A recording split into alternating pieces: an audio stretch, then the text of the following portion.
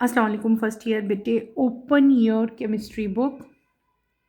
Page number आपकी book है 198। अपना नेक्स्ट टॉपिक आज हम स्टार्ट करेंगे, that is common ion effect.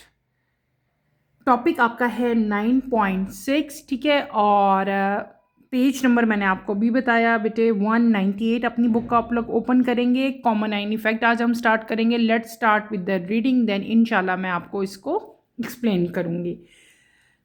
9.6 Common ion effect. The suppression of ionization of a weak electrolyte by adding a common ion to it is called common ion effect. इसको आप लोग underline कर लो।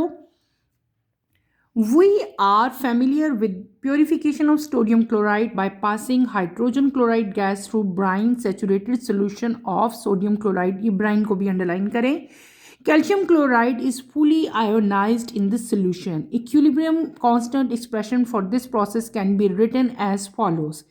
HCl also ionized in solution. On passing HCl gas, concentration of chloride ion is increased. Therefore, NaCl crystallize out of the solution to maintain the constant value of equilibrium constant. This type of effect is called common ion effect.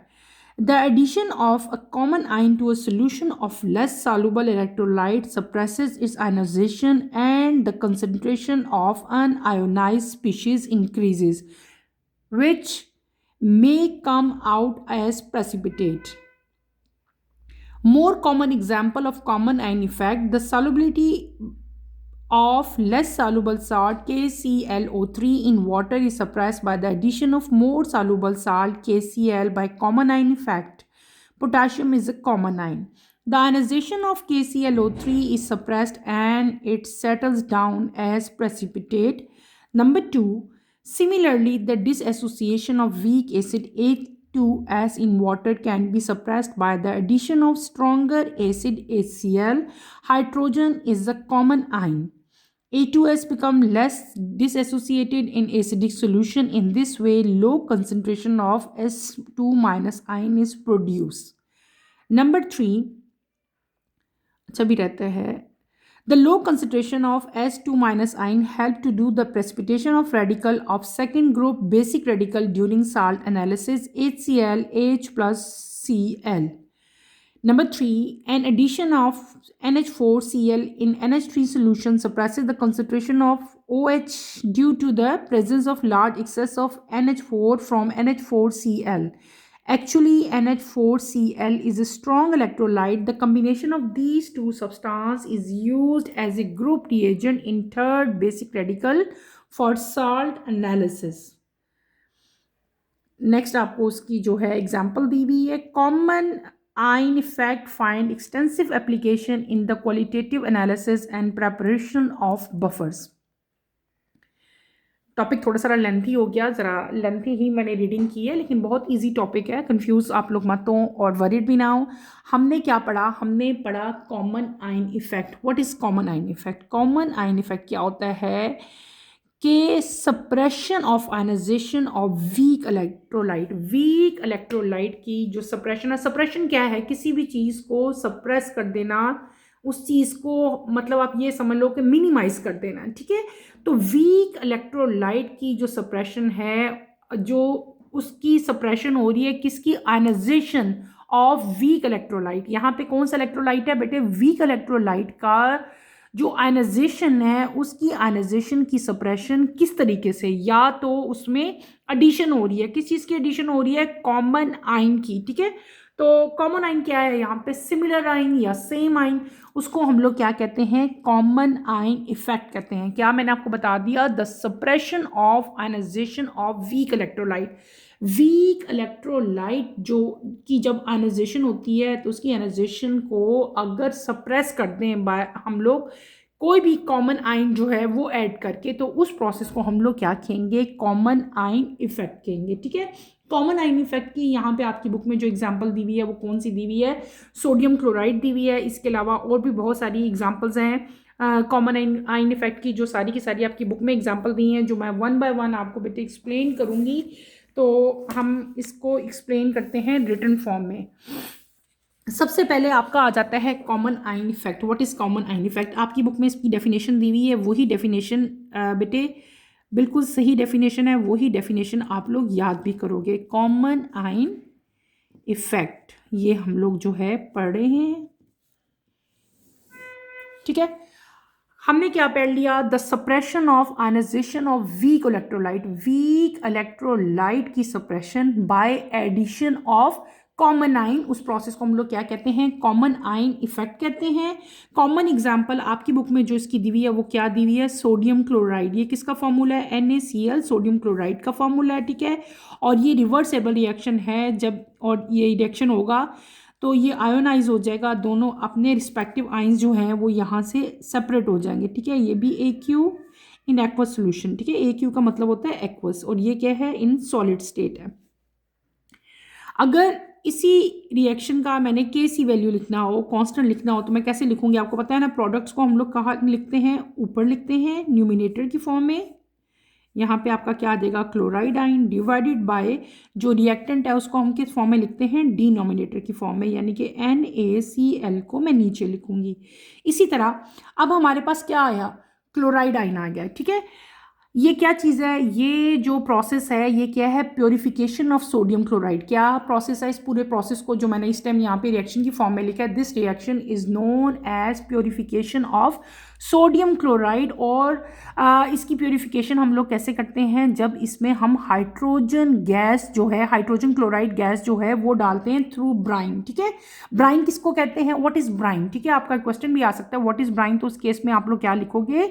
Saturated solution of sodium chloride. Sodium chloride का saturated solution जो होता है बेटे उसे क्या कहते हैं? हम ब्राइन कहते हैं, ठीक है। तो सोडियम क्लोराइड जो है वो फुली आयोनाइज्ड हो जाता है उस सोल्यूशन में, ठीक है। और आयोनाइज होकर अपने रिस्पेक्टिव आयंस में जो है वो सेपरेट हो जाएगा। सोडियम पॉजिटिव आयन है, क्लोराइड यहाँ पे क्या हो जाएंगे? नेगेटिव आयन आएंगे। इसी तरह जो HCl है, HCl भी जो है वो कंप्लीटली आयोनाइज हो जाता है इन सोल्यूशन। अगर HCl को लूँ मैं HCl, ठीक है। HCl क्या चीज़ है? In the form of gas, हम गैस ले रहे हैं, ठीक है। या ये सॉलिड की फॉर्म में भी हो सकता है, ये भी रिवर्सेबल रिएक्शन है, ये भी अपने रिस्पेक्टिव आयंस में कन्वर्ट हो जाएगा, पॉजिटिव अलग और क्लोराइड अलग। अब ये दोनों डिफरेंट हैं, देखो अगर वोट देखो, ये क्या है? सोडियम क्लोराइड, ये क्या है? हाइड्रोजन क्लोराइड, लेकिन ये दोनों कॉमन आयंस दे रहे हैं। इनमें दोनों कॉमन आयंस कौन कौन से हैं? क्लोराइड है और ये भी क्लोराइड है। दो डिफरेंट हमारे पास यहाँ पे कंपाउंड थे, ठीक है। एक क्या था? सोडियम क्लोराइड था, एक क्या है? हाइड्रोजन क्लोराइड है। लेकिन ये दोनों हमें क्या दे रहे हैं? कॉमन आयन इफेक्ट दे रहे हैं। दोनों में देखो ये कॉमन आयन्स हमारे पास आए हैं, ये भी Cl नेगेटिव, ये भी Cl नेगेटिव। जब HCl गैस यहाँ से पास की जाती है तो क्या होगा कि जो कंसंट्रेशन है क्लोराइड आयन की वो क्या हो जाती है? इंक्रीज हो जाती है। NaCl जो है ये क्रिस्टलाइज आउट, यानी कि क्रिस्टलाइज फॉर्म में आ जाता है और उसको वहाँ से जो है वो सेपरेट कर दिया जाता है। इस तरह के इफेक्ट को जो हमें कॉमन आइंस दे रहा है, ठीक है, इस तरह के इफेक्ट को हम लोग क्या कहते हैं बेटे? कॉमन आइन इफेक्ट कहते हैं। इसमें क्या होता है कि ये जो कॉमन आइन की एडिशन है किसी भी सोल्यूशन में लेस सॉल्युबल इलेक्ट्रोलाइट में, ये क्या करती है? ये उसकी आयनाइजेशन को सप्रेस कर देती है। क्या करती है? आयनाइजेशन को सप्रेस कर देती है। और जो अनआयोनाइज्ड स्पीशीज होती है ना बेटे, वो क्या, उनको क्या कर देती है? इंक्रीज कर देती है, जिससे फिर हम लोग जो वो क्या हो जाते हैं? वो प्रेसिपिटेट फॉर्म में आ जाते हैं। और प्रेसिपिटेट फॉर्म में उनको हम लोग ईजिली जो है वो, आपको पता है ना, जब भी कोई सोल्यूशन हो जो प्रेसिपिटेट होते हैं वो हमेशा सोल्यूशन के नीचे बैठ जाते हैं, नीचे, ठीक है। तो सोल्यूशन को पोर करके तो प्रेसिपिटेट को हम लोग ईजिली जो है वो सेपरेट कर सकते हैं। क्लियर हो गया? यानी कि जो एडिशन है कॉमन आयन की, ठीक है, उसकी वजह से जो लेस सॉल्युबल इलेक्ट्रोलाइट होते हैं वो क्या हो जाते हैं? वो सप्रेस कर देते हैं आयनाइजेशन को। और जो अनआयोनाइज्ड स्पीशीज होती हैं बेटे वो क्या हो जाती हैं? वो इंक्रीज हो जाती हैं, जिनको हम वहाँ से सेपरेट कर लेते हैं एज ए प्रेसिपिटेट। क्लियर हो गया? तो ये जो है ये कॉमन एग्जांपल है किसकी? कॉमन आयन इफेक्ट की। यहाँ पे कॉमन आयन्स आपके पास जो है वो आ रहे हैं। Is that clear? तो ये हमने क्या पढ़ लिया? कॉमन आयन पढ़ लिया। कॉमन आयन की और भी बहुत सारी एग्जांपल जो हैं वो आपकी बुक में दी हुई है। एक एग्जांपल इसकी दी हुई है, आपको हम इसकी एक एग्जांपल करेंगे। नंबर 1 एग्जांपल हमें क्या दी हुई है? KClO3, ठीक है। ये क्या है? सॉलिड स्टेट में है। इसी तरह रिवर्सेबल रिएक्शन होगा, पोटाशियम आयन यहाँ पे सेपरेट हो जाएगा और ClO ये आइन हमारे पास क्या हो जाएगा, नेगेटिव आइन, ये सेपरेट हो जाएगा। ठीक है, इसी तरह अगर पोटाशियम क्लोराइड लो आप लोग, पोटाशियम क्लोराइड, ठीक है, तो यहाँ पे भी हमारे पास यही पॉजिटिव आइन और यहाँ पे हमारे पास क्लोराइड आइन जो है ये सेपरेट हो जाएंगे। ठीक है, ये ए क्यू, ये भी ए क्यू। ये सेकेंड एग्जाम्पल है किसकी बेटे, कॉमन आइन इफेक्ट। यहाँ पे क्या हुआ कि जो लेस सॉल्युबल सॉल्ट था, लेस सॉल्युबल सॉल्ट कौन सा था, KClO3, ये वाटर में सप्रेस हो जाता है जब इसमें हम लोग KCl साल्ट को ऐड करें, किस इफेक्ट से, बाय कॉमन आयन इफेक्ट। ठीक है, तो KClO3 जो है ये सप्रेस हो जाएगा और ये क्या हो जाएगा, ये वहां पे सेटल हो जाएगा। किस फॉर्म में सेटल होगा, ये सेटल होगा in the form of precipitate. Clear. अब हम चलते हैं इसकी सेकंड एग्जांपल पे, यानी कि यहाँ पे क्या है कि बेटे लेस सॉल्युबल सॉल्ट कौन, मैंने आपको पहले बताया था कि जो लेस सॉल्युबल इलेक्ट्रोलाइट्स होते हैं वो सप्रेस कर देते हैं आयोनाइजेशन को, और जो अनआयोनाइज स्पीशीज होती हैं बेटे वो इंक्रीज हो जाती हैं, जिसको हम लोग एज ए प्रेसिपिटेट निकाल लेते हैं। तो इस केस में जो KClO3 था ये लेस सॉल्युबल साल्ट था वाटर में, ये वाटर में लेस सॉल्युबल होता है, कंप्लीटली सॉल्युबल नहीं होता। तो ये क्या हो जाएगा, सप्रेस हो जाएगा by the addition of more soluble salt. ठीक है, और मोर सॉल्युबल साल्ट यहाँ पे इस केस में क्या है, हमारे पास KCl है, पोटाशियम क्लोराइड है, और यहाँ पे जो पोटाशियम है वो क्या है, कॉमन आइन। कॉमन आइन इन दोनों में कौन है, देखो कॉमन आइन क्या है इन दोनों में, ये भी पोटाशियम है, ये भी पोटाशियम है। ठीक है, तो पोटाशियम जो है वो यहाँ पे कॉमन आइन है, ये बात आपने याद रखनी है, और जो KClO3 की आयनाइजेशन है बेटे वो सप्रेस हो जाती है और ये सेटल हो जाता है एज ए प्रेसिपिटेट। अब हम इसकी सेकंड एग्जांपल करते हैं। सेकंड एग्जांपल में हमारे पास एग्जांपल आएगी H2S। ठीक है, H2S में यहाँ पे हमारे पास क्या आएगा, 2 हाइड्रोजन और साथ S2 माइनस आ जाएगा। इसी तरह अगर हम HCl लेते हैं तो HCl भी हमें सेम ही आइंस देगा, कौन से आइन, यहाँ पे भी हाइड्रोजन ही आएगा। ठीक है, और यहाँ पे Cl जो है ये माइनस आ जाएगा। ये भी एक्वस सोल्यूशन है, इसके साथ भी आप AQ मेंशन करोगे, यहाँ पे भी आप AQ मेंशन करेंगे और यहाँ पे भी आपने AQ मेंशन करना है। ठीक है, ये सॉलिड स्टेट में है और ये क्या है, ये इन एक्वस सॉल्यूशन है। अब हमारे पास यहाँ पे दो डिफरेंट कंपाउंड है। सिंपल पहले हमने क्या किया, यहाँ पे डिसएसोसिएशन हुई किसकी, हाइड्रोजन सल्फाइड यानी कि H2S की। बेटे क्या हुई, H2S क्या है, लास्ट लेक्चर में मैंने आपको बताया था कि H2S जो है ये वीक एसिड है। ठीक है, और जब इसकी डिसएसोसिएशन होती है वाटर में तो ये कन्वर्ट हो जाता है किसमें, हाइड्रोजन आइन, और ये आपके पास सल्फाइड आइन यानी 2 माइनस जो है ये अलग हो जाएंगे, और यहाँ पे जो H2S है ये सप्रेस हो जाएगा by the addition of stronger acid. ठीक है, कैसे सप्रेस होगा, by the addition of stronger acid, और स्ट्रॉन्गर एसिड जो हम यहाँ पे लेंगे वो क्या लेंगे, HCl यानी कि हाइड्रोक्लोरिक एसिड लेंगे। अब आप देखो इन दोनों में जो कॉमन आइन है वो क्या है, हाइड्रोजन प्लस। हाइड्रोजन प्लस जो है वो इनमें कॉमन आइन है। ठीक है, यहाँ पे कॉमन आइन क्या था, पोटाशियम कॉमन आइन था, यहाँ पे कौन सा कॉमन आइन आ गया, हाइड्रोजन जो है वो यहाँ पे कॉमन आइन है। H2S जो है बेटे वो लेस डिसएसोसिएटेड है एसिडिक सोल्यूशन में। इस तरह से जो लो कंसंट्रेशन है सल्फाइड आइन की वो जो है वो प्रोड्यूस होती है। क्लियर है, इस केस में कॉमन आइन क्या है, हमारे पास हाइड्रोजन आइन है। अब हम इसकी तीसरी एग्जाम्पल करते हैं। तीसरी एग्जाम्पल में आप एग्जाम्पल ले लो अमोनियम क्लोराइड की, NH4Cl इन एक्वस सोल्यूशन। ये भी रिवर्सिबल रिएक्शन है।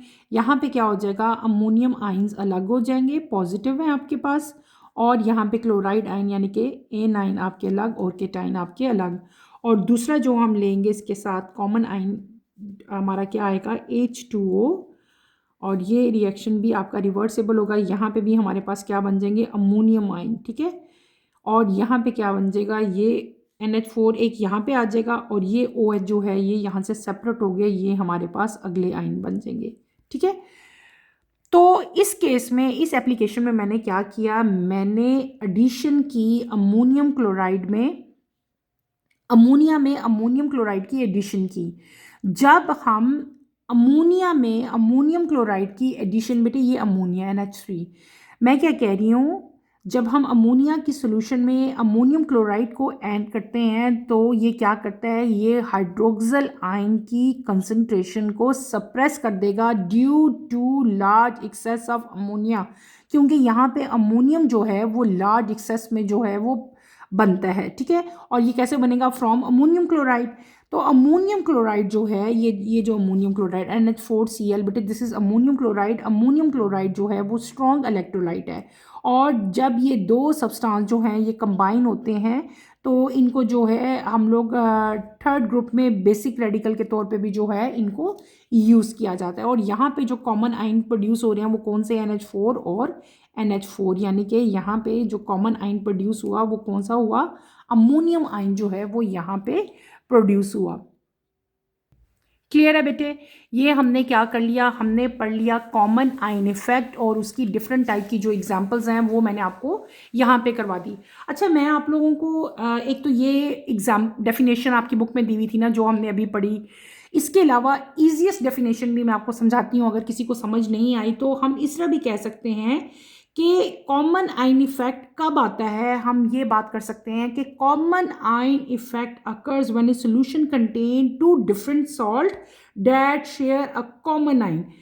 कॉमन आयन इफेक्ट बेसिकली कब होता है? जब आपके पास कोई भी सोल्यूशन हो जो दो डिफरेंट साल्ट हों सोल्यूशन में, किसी भी सोल्यूशन में जब दो डिफरेंट साल्ट हों जो कॉमन आयन शेयर करें तो उस इफेक्ट को हम लोग क्या कहते हैं? कॉमन आयन इफेक्ट कहते हैं। मैं आपको ये इजीएस्ट डेफिनेशन भी लिख देती हूँ, ये बहुत ज़्यादा इजी डेफिनेशन है। क्या? The common ion effect occurs when a solution contains two different salts that share a common ion। ये ज़रा ज़्यादा इजी डेफिनेशन है क्या? और आपको समझ भी आया कि कॉमन आयन इफेक्ट अकर ये तब होता है, कॉमन आयन इफेक्ट, जब कोई भी सोल्यूशन जिसमें दो डिफरेंट साल्ट्स हों लेकिन वो दोनों कॉमन आयन को शेयर कर रही हों तो उस इफेक्ट को हम लोग क्या कहेंगे? कॉमन आयन इफेक्ट करेंगे। कॉमन एग्जाम्पल आपकी बुक में भी इसकी बहुत सारी थी, ठीक है। तो ये सारा जो है हमने इसको अच्छी तरह से आप लोगों ने स्टडी करना है। इसके अलावा यहाँ पे एक एग्जांपल इसकी और भी आती है। एक है जैसे आपकी एग्जांपल आपकी बुक के अलावा मैं एग्जांपल एक समझाती हूँ, हम कर लें KCl, ठीक है। KCl को जब हम ब्रेक इसको ये डिसएसोसिएट होता है, पोटाशियम आयन अलग हो जाते हैं, क्लोराइड आयन अलग हो जाते हैं। इसी तरह अगर यहाँ पे सिल्वर क्लोराइड हो AgCl आपके पास हो तो ये Ag यहाँ पे अलग हो जाएगा और ये Cl यहाँ पे अलग हो जाएंगे। इस केस में जो कॉमन आयन है वो क्या है? आपके पास क्लोराइड आयन आया। क्लियर हो गया? तो हमने क्या पढ़ लिया? हमने पढ़ लिया आज कॉमन आयन इफेक्ट। क्लियर है? ये आपने बेटे इसकी सारी की सारी जो है वो मैंने आपको डेफिनेशंस बता दी। दोबारा से एक दफ़ा मेन पॉइंट्स रिकॉल कर देती हूँ। हमने क्या पढ़ा? हमने पढ़ा common ion effect. What is common ion effect? मैंने क्या बताया था कि the suppression of ionization of weak electrolyte by adding a common ion is called common ion effect. Common ion effect में हमने जो कॉमन एग्जाम्पल ली, जो मोस्ट फैमिलियर एग्जाम्पल है वो क्या ली? हमने सोडियम क्लोराइड की और ACl की ली, ठीक है। ये मैंने आपको समझाई दी। इसके अलावा आपकी बुक में 3 एग्जाम्पल्स यहाँ पे और दी हुई हैं, वो भी हमने तीनों की तीनों एग्जाम्पल्स की, और इन द एंड मैंने आपको एक और ईजीएस्ट डेफिनेशन भी बेटे यहाँ पे राइट करवाई। आप ये डेफिनेशन भी लिख सकते हैं अगर आपका नोट आए। यहाँ पे एग्जाम्पल ही मैंने आपको एक और दे दी कि अगर आपके पास पोटाशियम क्लोराइड या सिल्वर AgCl हो तो वो भी जो है उनमें भी यहाँ पे कॉमन आयन क्या होगा? आपके पास क्लोराइड आयन जो है वो इस केस में कॉमन आयन होगा। क्लियर हो गया? ये हमने क्या पढ़ लिया? कॉमन आयन इफेक्ट पढ़ लिया। आगे आती हैं कॉमन आयन इफेक्ट की एप्लीकेशन। तो कॉमन आयन इफेक्ट जो है बेटे ये बहुत ज़्यादा इंपॉर्टेंट है और इसकी एक्सटेंसिव एप्लीकेशन है in the quantitative analysis and preparation of buffers. Buffers को प्रिपेयर करने के लिए कॉमन आयन इफेक्ट जो है वो यूज़ किया जाता है। अब व्हाट इज़ दिस बफर? इस बफर को अब हम स्टडी करेंगे, ठीक है। तो let's start with the reading. मैं आपको बफर एक्सप्लेन करूंगी, ठीक है। आप लोग मेरे साथ साथ इसको पढ़ें, बहुत ईजी है, ठीक है, बिल्कुल भी यहाँ पे मुश्किल नहीं है बफर सोल्यूशन। हम क्या पढ़े हैं उसी, आप नेक्स्ट पेज पे आ जाओ, पेज नंबर 199 आपकी बुक का ओपन करें बेटे। हम लोग पहले इसको रीडिंग करेंगे, देन मैं आपको इसको एक्सप्लेन करूँगी। टॉपिक है 9.7 buffer solution the solution which resist the change in the pH when a small amount of acid or base is added to them are called buffer solution. They have specific constant volume of pH and their pH values do not change on dilution and on keeping for a long time. Buffer solution are mostly prepared by mixing two substances. Number one, by mixing a weak acid and its salt with a strong base. Such solution give acidic buffer with pH less than 7. Mixture of acetic acid and sodium acetate is one of the best example of acidic buffers.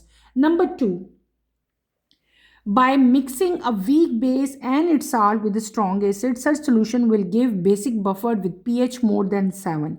Mixture of ammonium hydroxide NH4OH and ammonium chloride is one of the best example of basic buffers. Let us take the example of an acidic buffer consisting of CH3COOH, acetic acid, and CH3COONA. CH3COOH is a weak electrolyte, undergoes very little dissociation, while CH3COONA, which is a strong electrolyte, in added to acetic acid solution. Then the dissociation of CH3COOH is suppressed due to common ion effect of CH3COO. If one goes on adding CH3CONA in CH3COH solution, then the added concentration of CH3COO decreases the dissociation of acetic acid and the pH of the solution increases.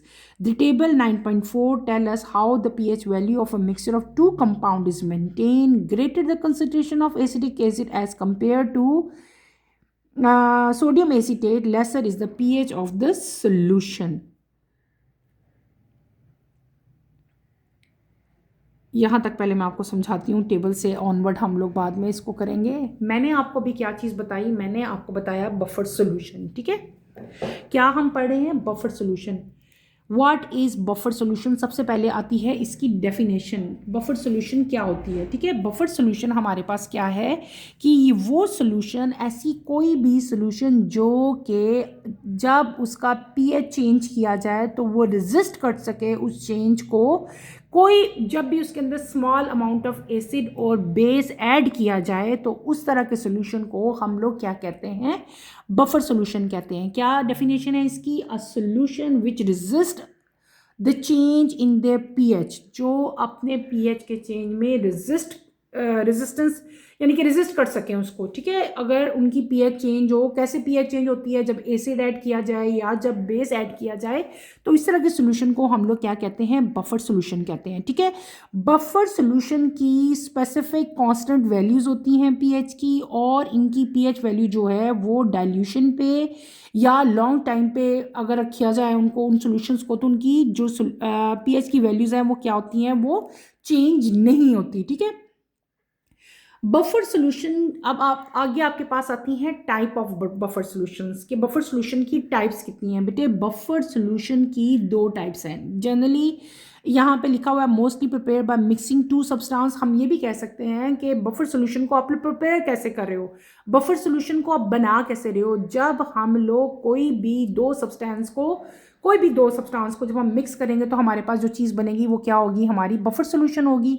Buffer solution को हम दो main types में divide करते हैं. कौन कौन सी? दो main types मैंने यहाँ पे कहा. पहली टाइप को हम क्या नाम देते हैं? Acidic buffer. इसका नाम क्या? ऊपर ही राइट कर लो, यहाँ पे बिल्कुल लिखा हुआ है. ये नंबर 1 जो है, दिस इज एसिडिक बफर. क्या नाम है पहली टाइप का? Acidic buffer. और जो दूसरी टाइप है that is known as basic buffer.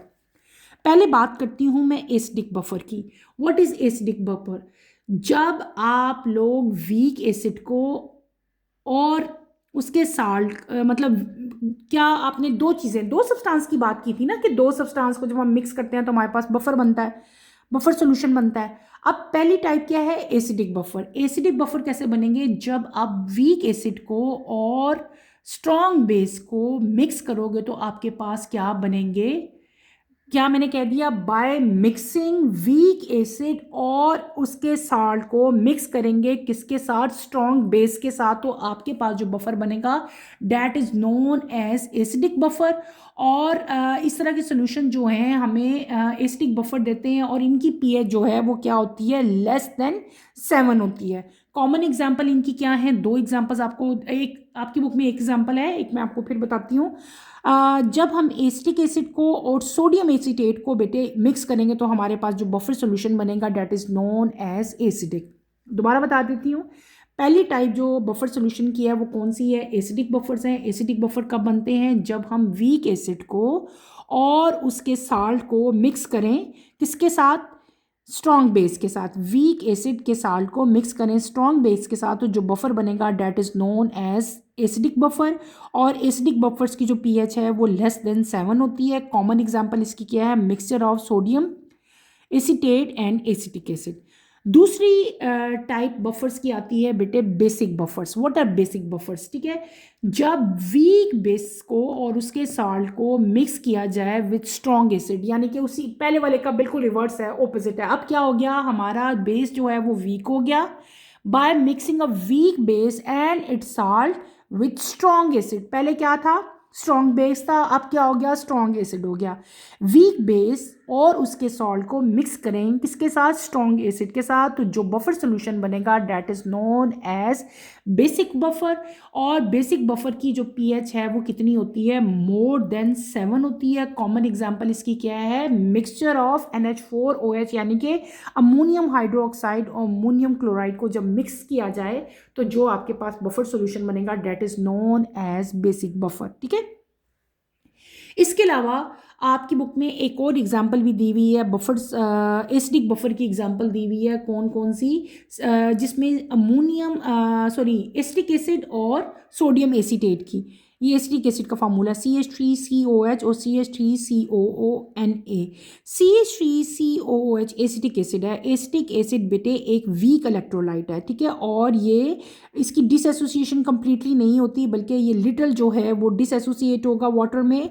जब इसकी डिसएसोसिएशन होती है, यानी कि जब इसको वाटर में हम ऐड करेंगे तो CH3CO यानी कि नेगेटिव आयन सेपरेट हो जाएंगे और हाइड्रोनियम आयन यानी कि H3O, ये वाला हाइड्रोजन यहाँ से निकल के यहाँ पे चला जाएगा, तो ये क्या बन जाएगा, H3O बन जाएगा, ठीक है, क्लियर है।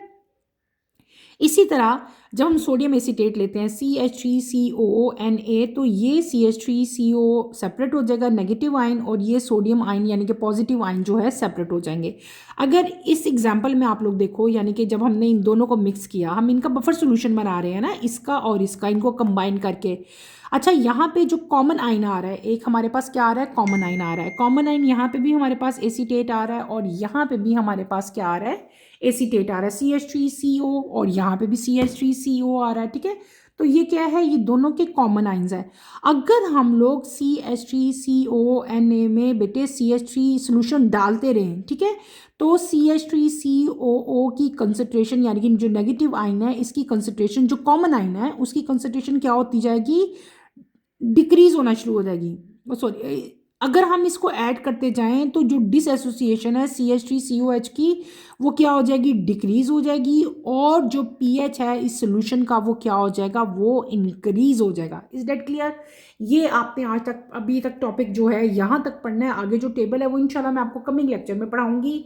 मेन पॉइंट्स के दोबारा से रिकॉल कर देती हूँ। हमने क्या पढ़ा, हमने पढ़ा buffer solution. What is buffer solution, वो सोल्यूशन जो अपने पीएच के चेंज को रेजिस्ट कर सकती है जब उसमें स्मॉल अमाउंट ऑफ एसिड और बेस ऐड किया जाए। सिंपली आप कह सकते हैं the solution which resist the change in the pH is known as buffer solution.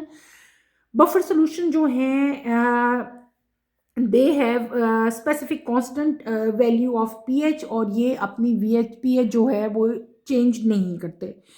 Buffer solution दो टाइप्स की हैं, एक है एसिडिक बफर्स और एक है बेसिक बफर्स। पहले बात करते हैं हम एसिडिक बफर्स। मैंने आपको क्या बताया था, मैंने बताया था bye mixing a weak acid and it's salt with strong base. तो क्या बनेगा आपके पास, बनेंगे एसिडिक बफर्स बनेंगे। एसिडिक बफर्स की जो पीएच है वो क्या होती है, लेस देन 7 होती है। और कॉमन एग्जांपल इसकी क्या है, एसिटिक एसिड और सोडियम एसीटेट का मिक्सचर।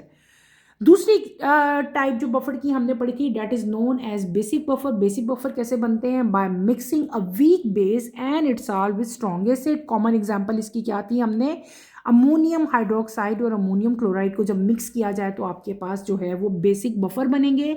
बेसिक बफर की पीएच जो है वो 7 से ज़्यादा होती है। इसके बाद एक एग्जाम्पल हमने और पढ़ी एसिडिक बफर की, कौन सी, एसिटिक एसिड और सोडियम एसीटेट की। ठीक है, जब एसिटिक एसिड में हम लोग वाटर ऐड करें तो आपके पास जो आयन आएगा, नेगेटिव आयन और पॉजिटिव आयन, ये आयन नेगेटिव है, ये पॉजिटिव है। इसी तरह जब इसकी डिसएसोसिएशन हो तब भी आपके पास यही आयन बनता है। तो दोनों के देखो ये आयन्स क्या है, ये कॉमन आयन्स हैं।